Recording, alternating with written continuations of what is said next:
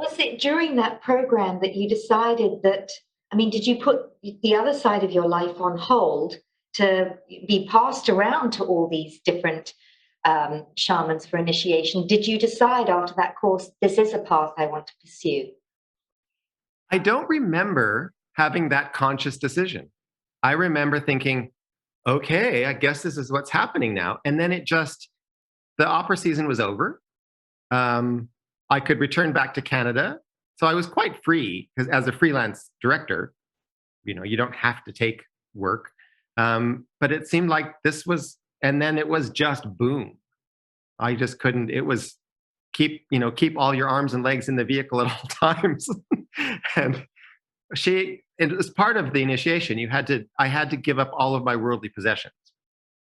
So I had to give away absolutely everything. I was allowed to keep one box, which had my birth certificate and some legal things that you need to live in modern society.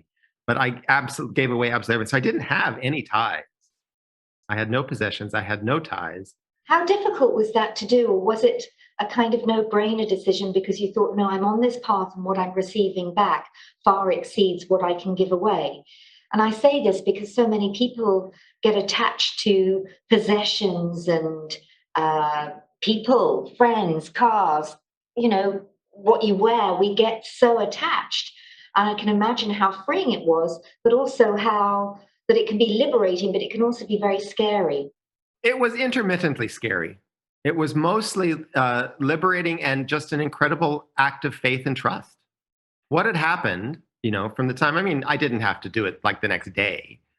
I don't remember. So let's say that if the apprenticeship kicked off on the 21st of September, she was down in Texas for maybe a month or so. So this was probably about 6 weeks after that this happened. So it kind of was an unfolding of that sort of the next thing to do. But it was a challenge. And I think the harder thing was to explain to people why I was doing this. Because that's where the biggest doubts come in, is people say, well, John Paul, that's crazy. Or, this sounds like a cult. Or, are you having to give her money as well? So all those, interferes, people enter those fears into you.